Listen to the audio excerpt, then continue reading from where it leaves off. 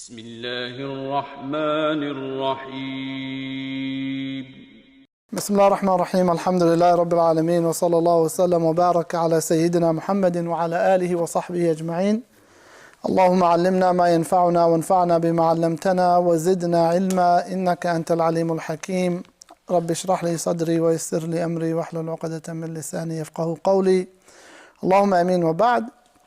We continue with the selected writings on purifying the soul by Sheikh Sayyid Hawa rahimahullah, who has abridged this book from the writings of Imam al-Ghazali, specifically from his book Ihya Ulum ad-Din, Revival of the Islamic Sciences, and it's really considered one of the I think very unique. It brings a lot of unique perspectives to just the Islamic tradition. And Ghazali rahimahullah, he had a deep understanding of Sharia, and he was literally a genius.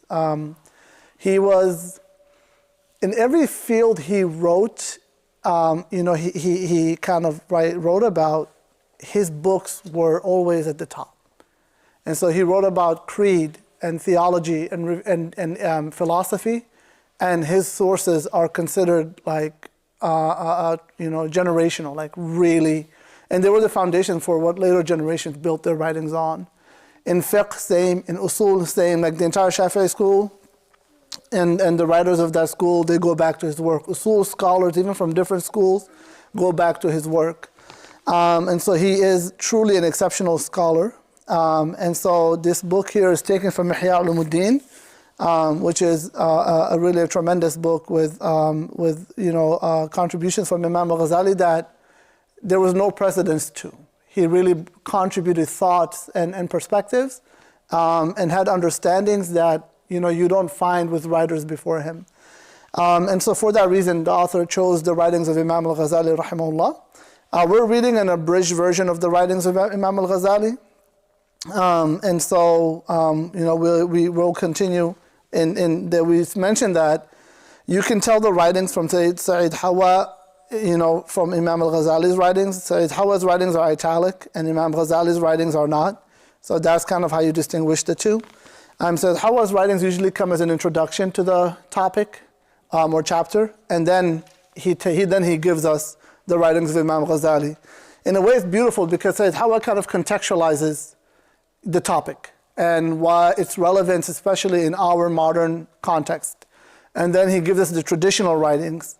And so it really is kind of a book that brings together the modern condition of the ummah versus the classical teachings of our scholars, and kind of really tries to present it together. And so it is an exceptional book. May Allah have mercy on both authors and benefit us by their knowledge and wisdom. Allahumma ameen. We're on page 39. We are starting on the inner dimensions required for a living prayer. And so we're gonna be going through the prayer in kind of a general sense. He's gonna give us these inner dimensions, which are like these 6 inner qualities we want to embody. And then he's also gonna walk us through like a step by step, and he's gonna really give us a comprehensive perspective on prayer. And as you can see, like the majority of what we're gonna be studying is about prayer. If you look at zakah and Sawm and Hajj, they actually take a small portion of what we'll be studying. The majority of it is focused on prayer. And it makes sense because even in the Sunnah, the majority of the Sunnah of the Prophet ﷺ, it speaks about Salah. And Jihad also, there's a large amount of ahadith. But these are two themes in the Sunnah that you see like mentioned abundantly. And so it makes sense that the salah would be given, much more attention. Also because we perform it more frequently. Everybody prays, right? From the time you're mature, like you're praying. And so it is something that is relatable to everyone. Sawm, maybe not everybody fasts. Some people are sick. Some people are excused. Zakah, those who don't have wealth don't pay zakah. Hajj, if you're incapable of performing Hajj, you don't perform Hajj. Salah, everybody has to perform salah. Once you reach the age of maturity, there's no excuse to say, I'm not praying, or I cannot pray. And so it does make sense. I wanted to comment on 2 things, or one thing first. Last week, Brother Adnan mentioned, or on Sunday, Imam al-Ghazali's writings were very heavy. And he gave us this really lofty, high standard of what it means to be mindful in prayer, what it means to perform a proper prayer. Right? When he did salah, when he said that a man who knows who's praying on his right and who's praying on his left, is as if he didn't, what was the statement?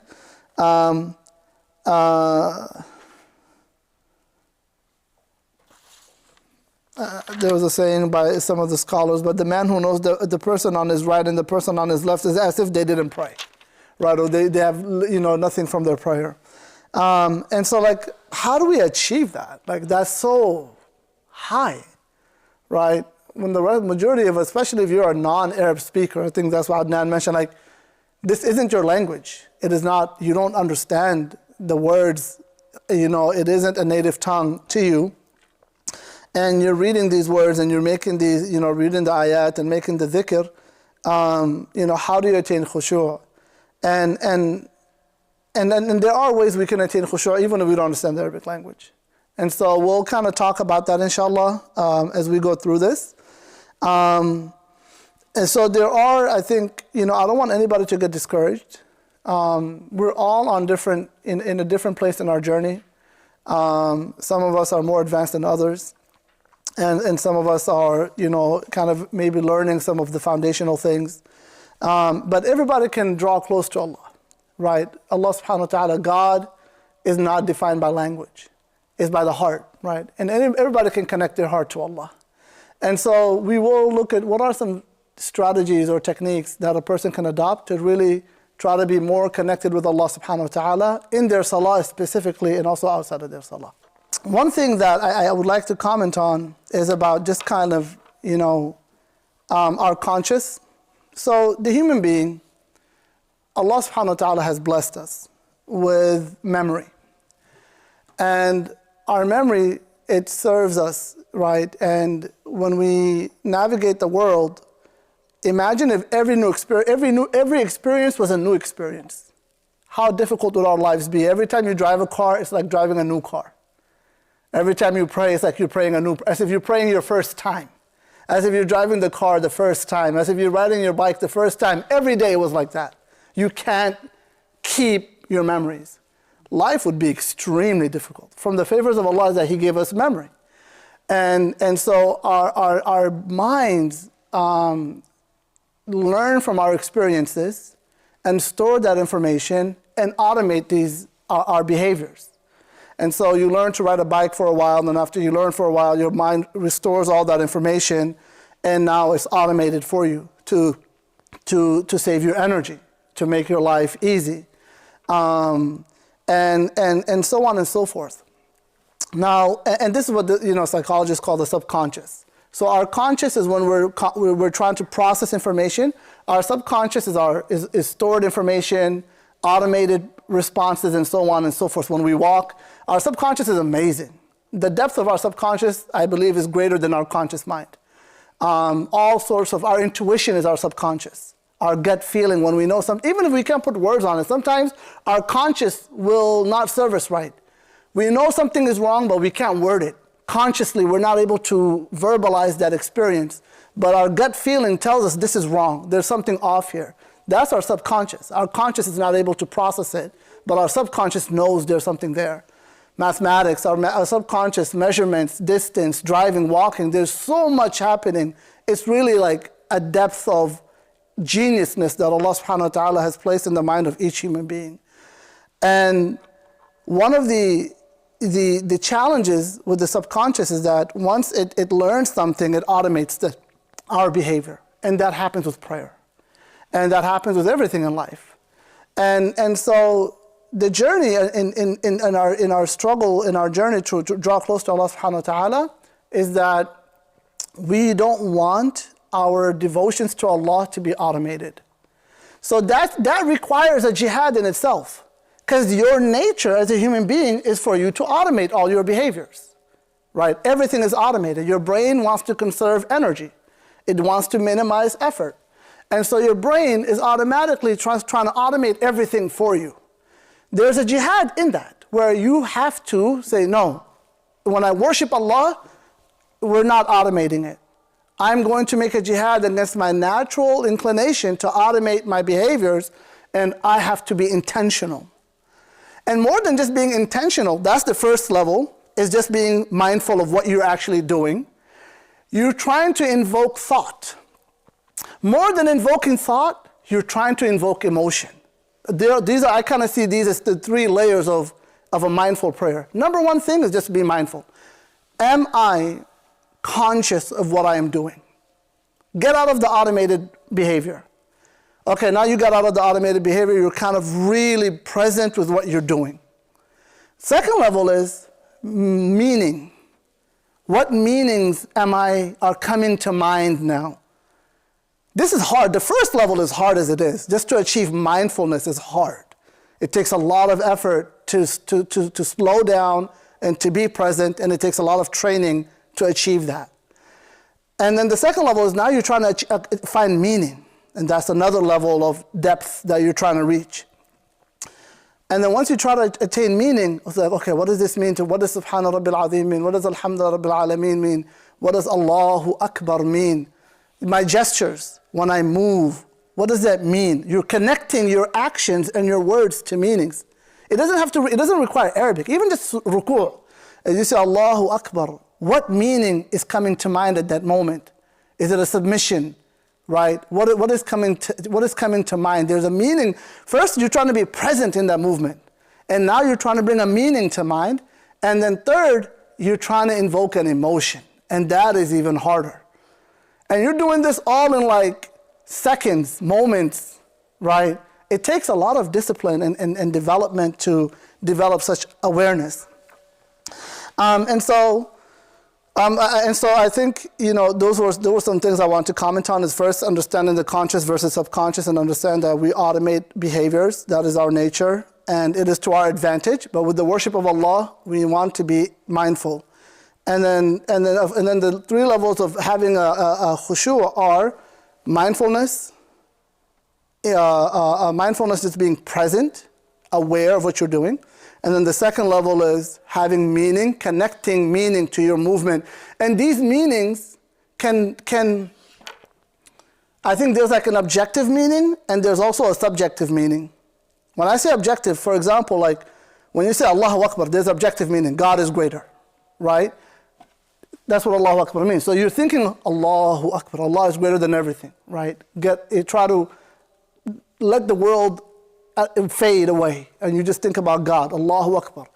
And then some of the scholars say, for example, like when you throw your hand up, or you raise your hand up, it's as if you're casting the world behind you, right? That's a meaning you bring to mind. Allahu Akbar, Allah is greater, and everything else is nothing, right? And then so you're bringing that meaning to mind, and now you're trying to invoke emotion, and now that requires a bit more work and a bit more thought.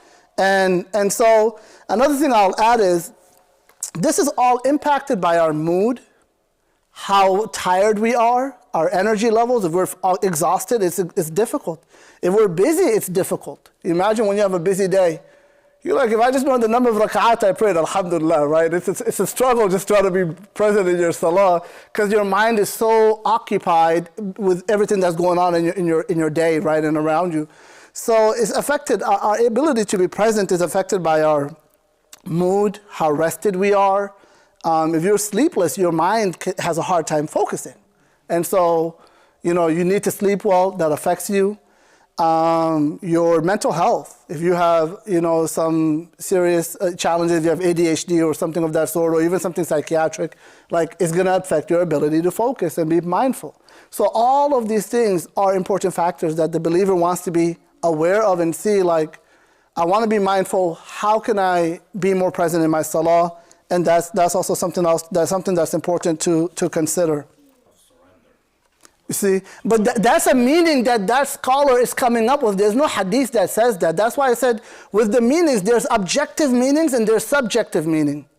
It's a meaning that objectively Allahu Akbar means God is greater, but there's a subjective meaning that's relevant, that's resonating with you at that moment. So if you want to say Allahu Akbar, you're submitting, that's subjective. It's accurate. There's nothing wrong with that. Somebody says Allahu Akbar, I'm casting the world behind me, that's another thoughtful meaning that you're creating. That's also wonderful, because it's complementing the term Allahu Akbar in the movement, right? So these are meanings that, again, objective, we study the Quran, we study the Sunnah, it's the Arabic. There's subjective, that you're like, what emotions come up for me in this position and help me focus? We're going to read this example. One scholar, he would say, when I pray salah, I imagine Jannah on my right and hell on my left and the Kaaba in front of me. You know, he has this visualization he creates in his prayer. And this one, and then he quotes them, right? And then he's on the sirat, right? Like, this is a visual he created. It's subjective. There's no hadith that says the Prophet ﷺ had that practice. But this is subjective meaning that a person is trying to invoke. They're trying to say, okay, what resonates with me? What is a thought that really makes me mindful in my prayer? And what is an emotion that I can invoke in this position? Does that make sense? And so that has to be treaded carefully because, you know, there's definitive objective meanings. We can't just be like, well, Fatiha means this to me, and it's something completely different from what the actual surah means, right? You can't. So we have to, first and foremost, we're bound by the objective, definitive meanings of the Quran and what our scholars say and so on and so forth. And then there are subjective meanings that don't contradict with that. They kind of align with that. They support that or complement that, and that's allowed to have. That assists you in your khushu'. The objective meaning drives your subjective meaning, but you can't just have a subjective meaning independently because now you've created a fitna where you're distorting the revelation, right? And the revelation has objective meaning. It's revealed in Arabic. You have to understand it by how the meanings it was revealed, right? The language has. So that's just, I think that's a little bit, but we'll go. There's more inshallah for non-Arabic speakers that we'll share as we go along. But I think for now that gives us some points, some things to use on how we can achieve more mindfulness in our salah. So let's start with the readings. Any other comments or questions before we start? Okay, alhamdulillah. And also, I mentioned this again and again and again. I don't want anybody to get overwhelmed. This should actually humble us to understand the level of piety that the Prophet ﷺ and the companions had. Like, it's truly like it's a miracle in its own. It's a miracle in its own. Like, you hear companions who were praying in prayer, and they would be physically struck with an arrow. And some of them wouldn't even feel it. Not even feel it. Can you imagine the depth of their prayer? And us is like, the itch is already on our mind. Right? We're just trying to be like, what is Allahu Akbar? What did I just say? You're just like, let me slow down. What did I do? Let me just be present. Like, we're like, where are we and where were they? Right? So it really shows you like the greatness of the Prophet ﷺ and the generation that he raised. And that's another miracle of the Prophet ﷺ. He wasn't just a miracle on his own. The way he transformed the generation of the Sahaba and made them who they are is a miracle and a testimony to his prophethood. Because no human being has transformed the community like the way the Prophet ﷺ has transformed the community. Umar ibn Khattab radiallahu anhu was an alcoholic, violent man who wanted to assassinate the Prophet ﷺ. And this is a man who's weeping so much that you see tears flowing down his cheeks. And it's left a mark. Like literally, it became a mark that would not go away. You would see the marks of tears on the face of Umar radiallahu anhu. That was a trait he was known by. How does a man go from being who he was, a tyrant, alcoholic, violent, abusive, powerful, feared man, to being such a humble person before Allah that he would cry so abundantly that the tears would leave a mark on his face? This was the work of the Prophet ﷺ. It's a miracle in its own, the guidance of Allah subhanahu wa ta'ala. And so it really humbles us to see the level of piety that the companions and the early predecessors had. And it also shows us, it should kind of like, sometimes, us as in the modern world and as Westerners, we often feel like, we sometimes have a big ego. We think we're like, oh, mashallah, I'm doing amazing, I'm great, I'm doing this. And it's like, no, you're doing great compared to, people of your era, maybe, but you're not doing great according to the standard. right? Relatively, yeah, maybe you're doing great. But even that, how can you assume that? Because you don't know the true, there could be hypocrisy, there could be insincerity, there could be ego, there could be arrogance, there could be selfishness. How can you confirm none of that exists in your heart? Are you that confident to say your level of sincerity is at that level? You can't. So it should really just kind of humble us to show us the level of piety and also increase our ambition to try to really be better people. I don't want it to discourage anyone. Please do not get discouraged. You're right. Take your journey slowly. The Prophet ﷺ said, this deen is mateen, this deen is solid, it's heavy. Enter it with rifq, enter it with ease. Right? So enter it with ease. Ease can be, I just need to pray 5 salawat a day, that's it. Say Allahu Akbar, say Assalamu alaikum, go through my salah. I'm struggling to just like not put on nail polish and, put on my hijab and alhamdulillah I pray. Like, that's good enough for me. I'm struggling to, not get distracted in my salah or influenced by my friends. Like, that's your journey, that's where you're at. Right? So everybody is at a different place in their journey, and so we're not trying to tell everybody you need to be here. You come to Allah as you are, and you grow in your journey, and you slowly move up and try to be better as you move along. All right, so a lot of kind of introductory stuff. Let's get into the readings, inshallah ta'ala. Imam al-Ghazali rahimahullah states, the inner dimensions required for a living prayer. Know that this subject can be dealt with extensively, but we shall summarize it into 6 terms. The conscious heart, the profound understanding, glorification of Allah subhanahu wa ta'ala, feeling awe for Him, hoping for His reward, and feeling shame. So let us explain these all in detail and how to attain each. The attendant heart. By an attendant heart, we mean the heart should be entirely dedicated to what the worshipper recites and does in order to connect words with action.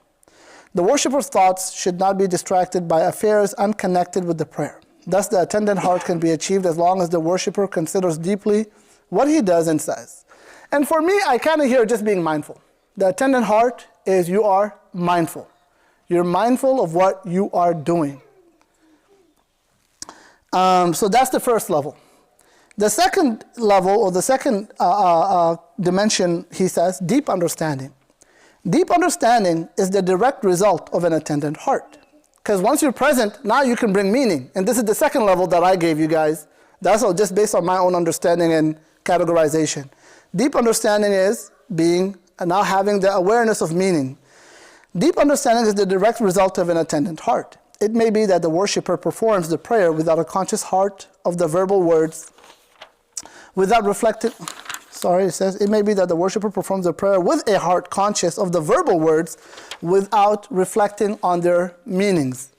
People differ concerning the meanings of the Quran and the words of glorification. Yes, we differ, right? People differ because you connect meaning according to your level of knowledge, right? The more tafsir you learn, the more Arabic you know, the more your depth of, even just reflecting on Allah's greatness, right? How much do we reflect on Allah's greatness? How much do we, the entire world is a manifestation of Allah's greatness. Everything. Everything. Every praise we give is a praise of Allah. When you say somebody is smart, you're saying how great and complex is this person that Allah created to make him this smart. That praise truly belongs to Allah. It doesn't belong to that person. Right? That praise to him is relative. It's very minuscule, his contribution and his accomplishments. So everything is a reflection. We're captivated by the beauty of nature, the beauty of sunrise, the beauty of sunset, the moon, the sun, our health, our looks. All of this is Allah's greatness.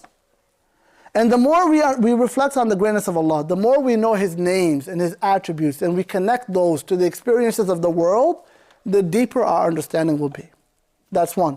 The second is knowledge of the revelation. The more we are knowledgeable of revelation, and this is the first. First you know the revelation, and then you connect that with deep reflection and pondering. And now you have knowledge of the revelation, of the Quran and the Sunnah, and what these words mean, and then now your understanding deepens.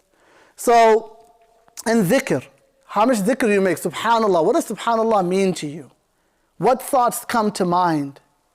Right? When you say Subhana Rabbi, my Lord, what thoughts come? Al-Azim, what does Al-Azim mean to you? Al-A'la, what does that mean to you? All of these things have meaning, and how deep are those meanings to you? And are you in awe? Because that's where we want to be. We want to be in awe. We want to be captivated by the greatness of Allah. A lot of people, they know the greatness of Allah intellectually. They understand, like they can, yeah, it's amazing, but they're not captivated. They're not captivated by that. And that's because there's a lack of a depth of reflection. Intellectually, they have the information, but their reflection is very surface, so there isn't much reflection. And so are you captivated by the greatness of Allah? To the point that you're like, Subhanallah, La ilaha illallah. You're saying it with meaning and awareness and awe and amazement of Allah. It isn't just a word you're saying to say verbally, but there's a deeper feeling beyond those words. All of this there are levels to people based on their knowledge of the Quran and the words of glorification. And so many subtle meanings that did not occur to the worshipper comes to light while in prayer. For this reason, prayer is an effective instrument in shunning improper conduct and immorality. When a person prays a salah like this, imagine the transformation that happens to you at the end of that prayer. The humility, the mindfulness. When you see temptation, you're not so distracted by the temptation because you're mindful. Your mind is present. Your impulses have been subdued. But that can only be achieved when you've trained your mind and your heart to be aware constantly. The Prophet ﷺ, his heart was aware all the time, even when he slept. He said, my eyes sleep, but my heart doesn't. So the awareness of the Prophet ﷺ is beyond all of us.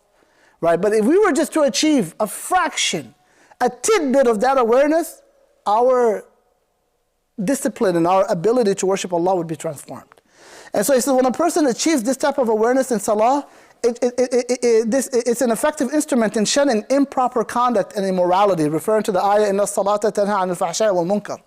For it clearly demonstrates to the worshipper how he may, I don't know if I'm saying it right, eschew evil. Is that right? I don't know this word.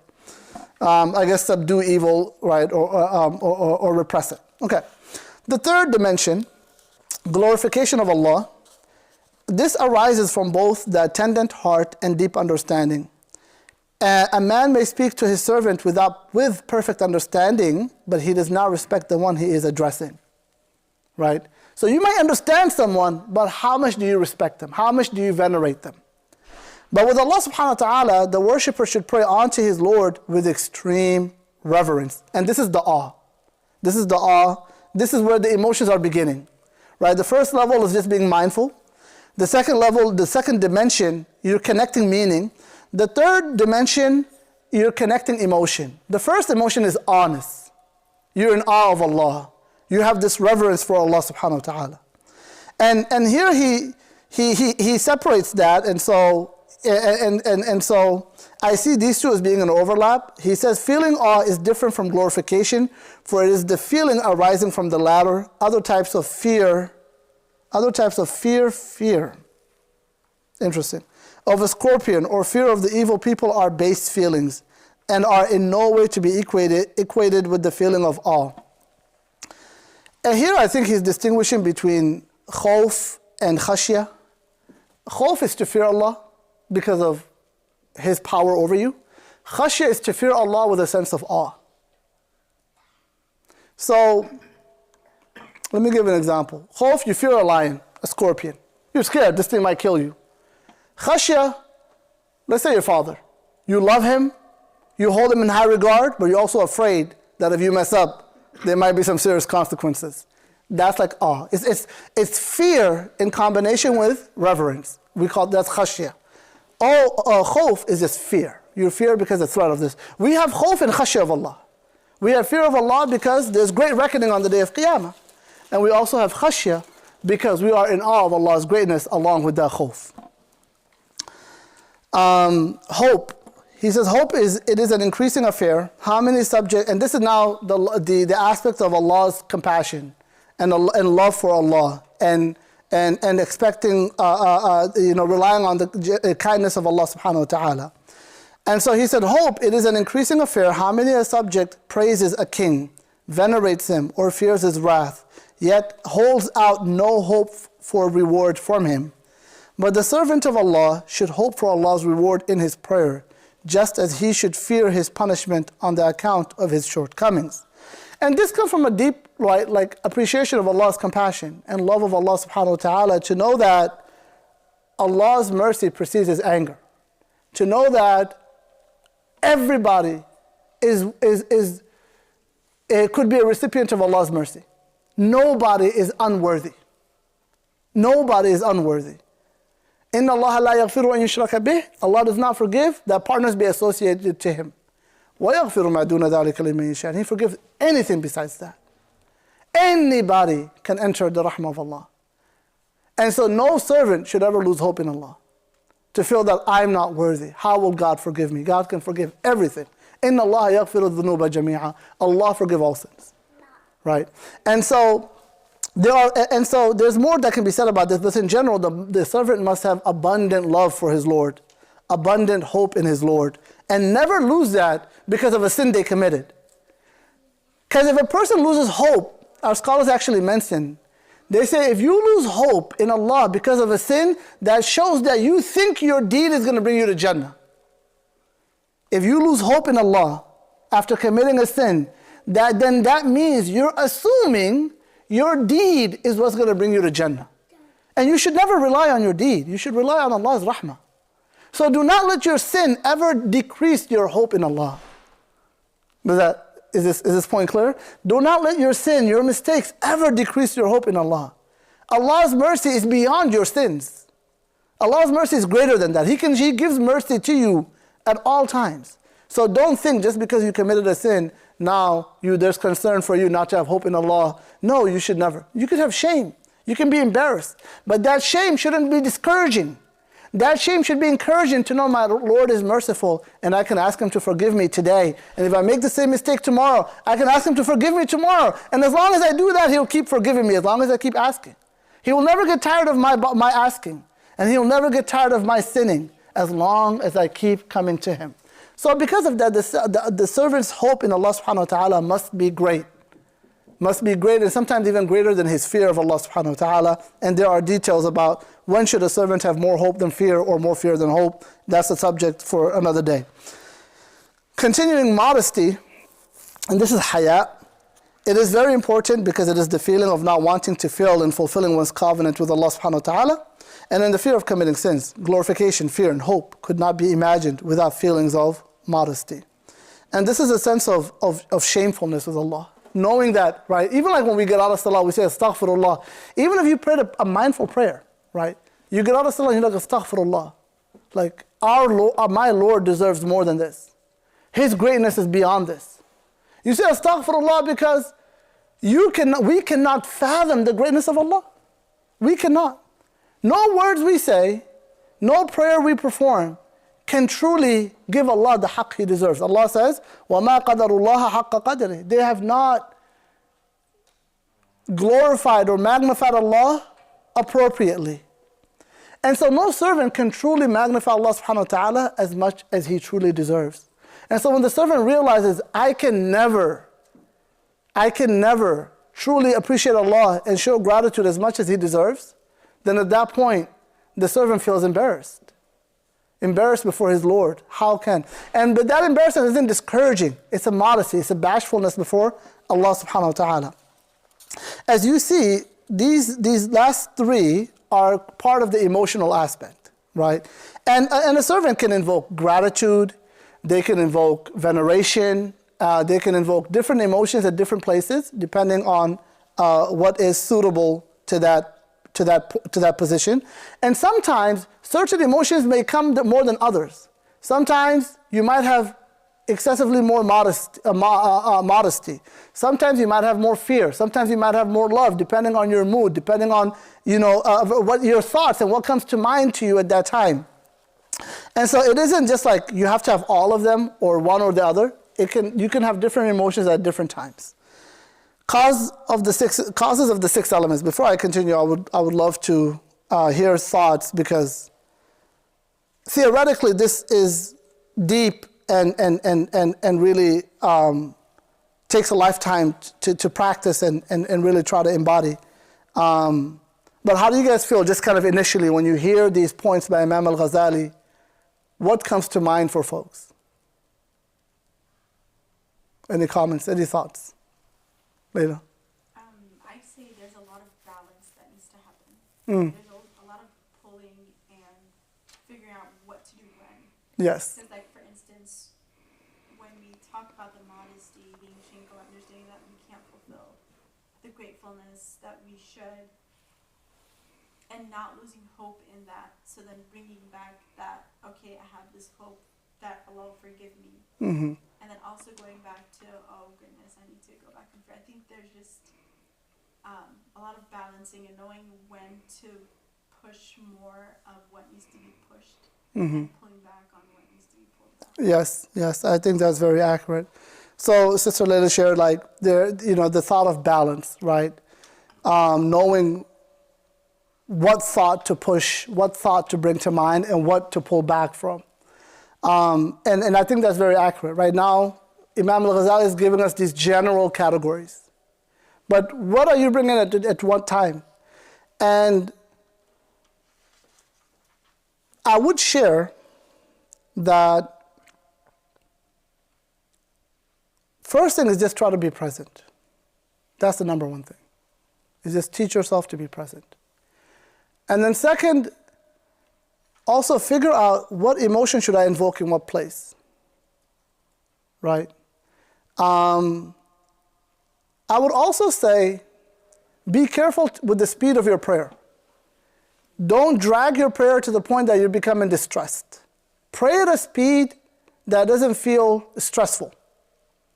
Slow down a little bit, calm down, but don't go so slow that you're like exhausted by your prayer, right? You have to be mindful, because it's like, subhanAllah, imagine, I think prayer is like, like any type of weightlifting or like sports. You can't lift a lot right away. And that is why to have khushu' in a long prayer is very difficult. And so don't make your prayers too long, right? Teach yourself to focus in a short prayer and just be mindful. And then try to see what emotions am I invoking. Try to I would say, connect an emotion to every position. So all would be, for example, ruku'. And Imam Ghazali is going to walk us through this. Like, for example, in ruku', there should be a sense of submission or something of that sort he mentions. In sujood, there's a certain emotion.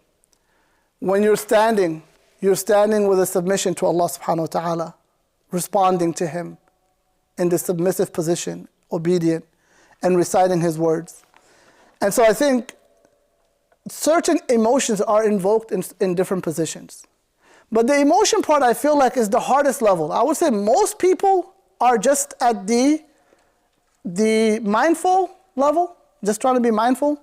And if you're a little bit more advanced and you understand what you're reading, then you're trying to connect meaning. I think the emotion aspect will happen more organically.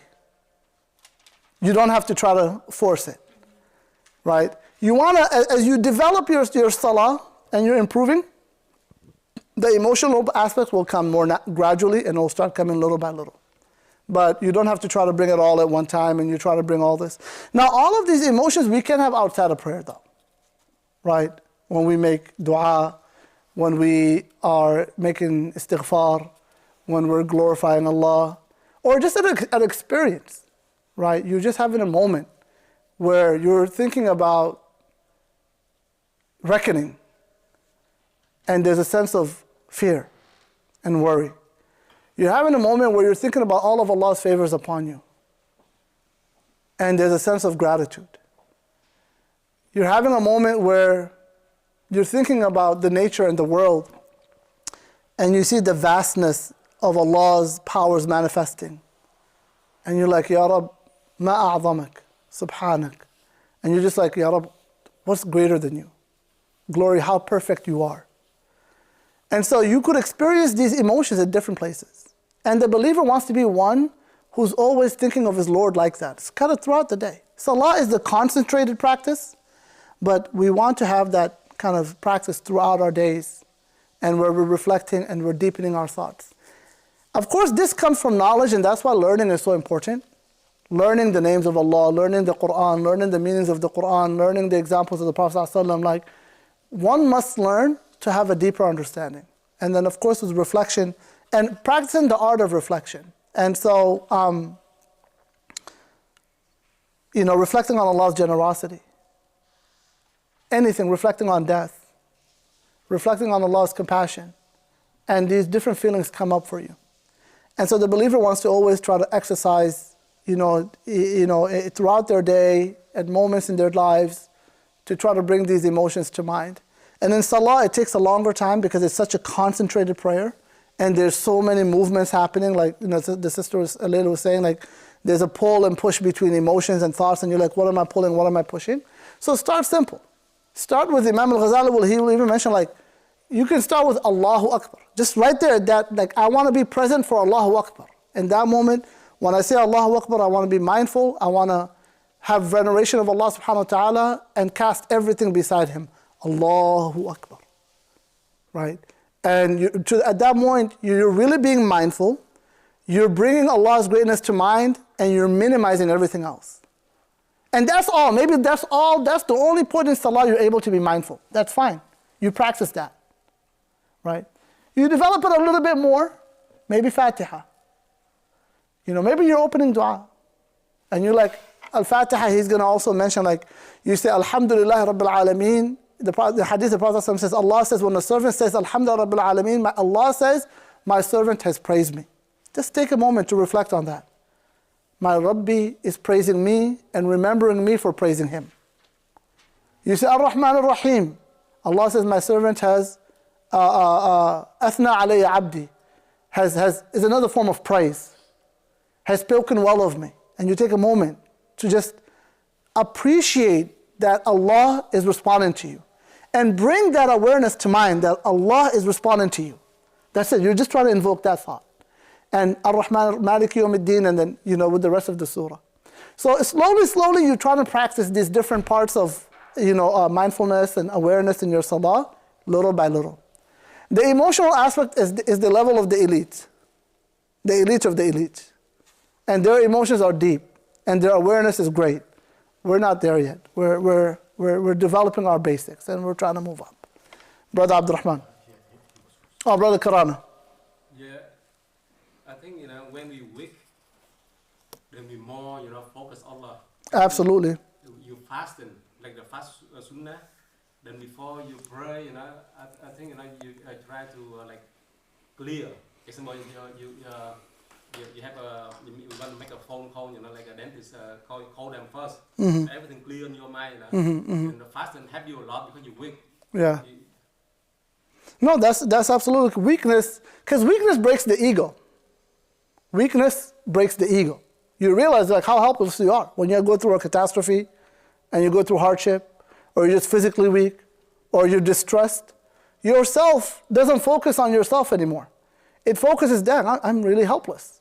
And now there's the nur of fitrah in your heart. It guides you to Allah. Because the thing that gets in the way of the fitrah and the nur of iman is ego.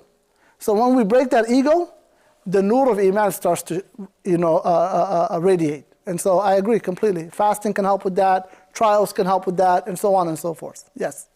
Brother Abdurrahman and Sister Leah Fathiya. So, question. Yes. When you go through that mental state, you start feeling something. Mm-hmm. Like, when you pray, like when you're at the point where your ego is down to near zero, you're feeling that weak and completely submissive to Allah, and you're making dua, and how do that feeling that you get, how do you know that's a response from Allah, or is it just my mind playing tricks on you? Well, it's always both, right? Because there's there's a real psychological process happening. And of course, there's the divine Allah subhanahu wa ta'ala guiding us in all these affairs. How do we know when this is truly from Allah? If it brings us closer to Allah, it's from Allah. Right? If it brings us closer to Allah, it's from Allah. If it brings you further from Allah, then it's from your nafs or from your ego or the shaitan.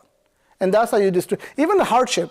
The scholars say, how do we differentiate between a curse and a trial? A trial that brings us close to God, or a curse that brings us distance from God? You say, look at your condition. If that hardship brought you closer to God, that is a blessing from God in disguise. Allah is bringing you to Him by breaking you down. Now, the light of Iman is building you back up. But if that trial is pushing you further from God, from Allah subhanahu wa ta'ala, then that is a curse. That something you've done has caused you to have this calamity, that Allah is pushing you further away. And that does happen. Allah pushes certain servants further away. سَنَسْتَدْرِجُهُمْ مِنْ حَيْثُ لَا يَعْلَمُونَ. We will keep misleading them from a point they don't even know. So certain servants, Allah, if He punishes them with misguidance, they've become so arrogant that Allah fuels their arrogance even more and pushes them further away because of how arrogant they've become. And so the distinguishing quality is this experience or this emotion or this thought bringing me closer to Allah, or is it making me, further from Allah? And that's how you would define it. Wallahu a'lam.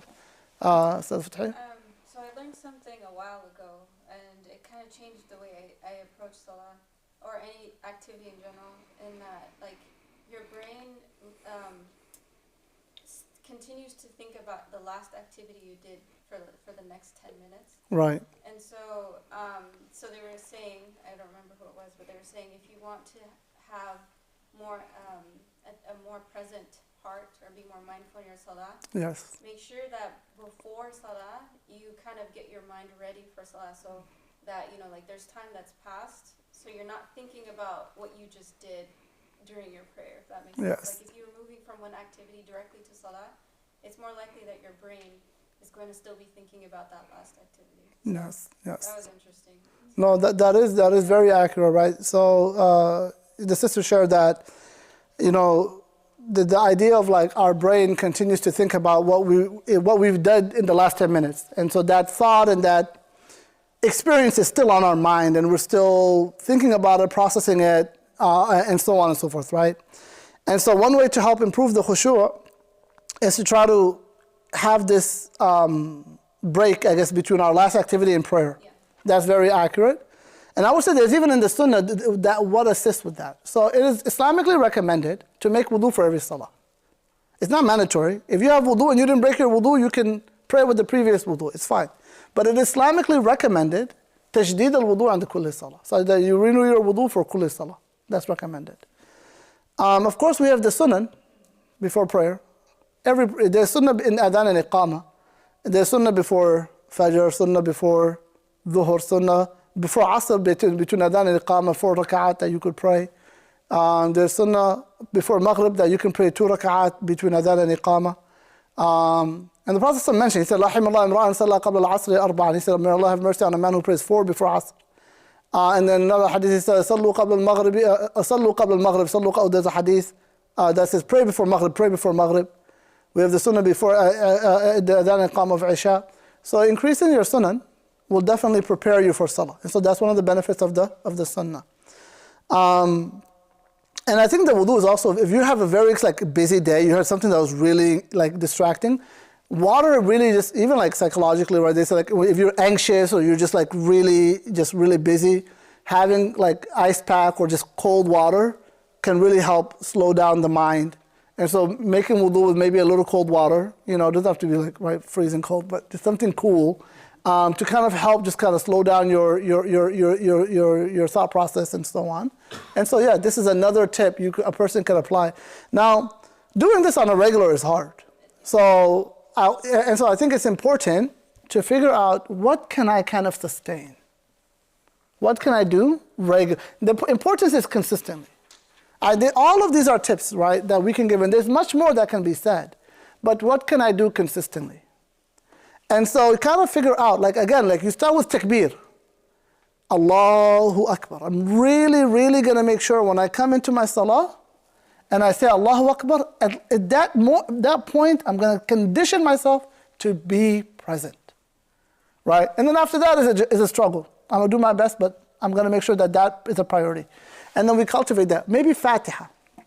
We take the Fatiha, and I think that is actually powerful because the Fatiha, the whole salah is a conversation between Allah and the servant, but Fatiha especially.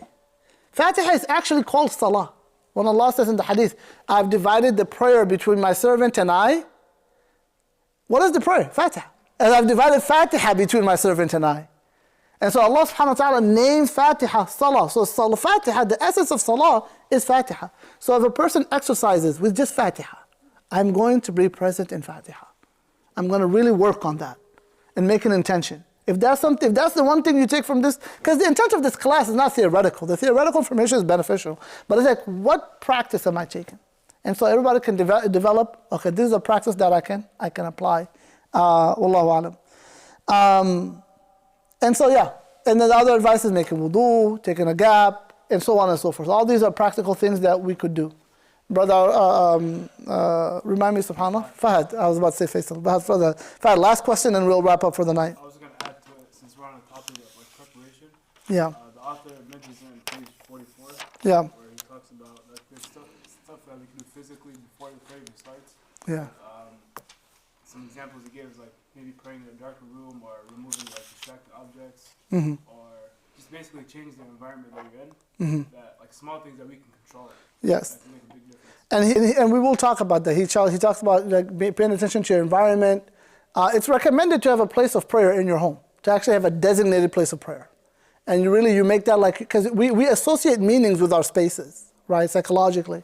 So having a space that's, if you have the comfort and you have the space, and this is a privilege not everybody has, but if you have it, to have a designated place for prayer. If you don't, at least try to be in a place that is, has minimum distractions as possible. That is another aiding element, that, tool or way that a person can help improve their khushu'.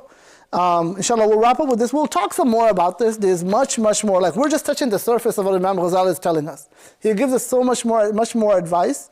And I think the thing I'll give everybody is figure out what can I do regularly and build on that. Learn the other stuff theoretically. Maybe a few years later you come back and you're like, I'm ready for the next level in my salah, and you come back to this book again, right? So figure out what you can do and then just kind of build up and keep improving your salah as time goes. May Allah subhanahu wa ta'ala grant us understanding, grant us khushu' in our salah and ibadat. May Allah grant us, keep our iman steadfast. May Allah subhanahu wa ta'ala forgive our sins and make us among those who establish their prayer in a manner that is pleasing to Him. May Allah forgive us, our parents, our teachers, and all of the believing men and women, those who are alive and those who have passed.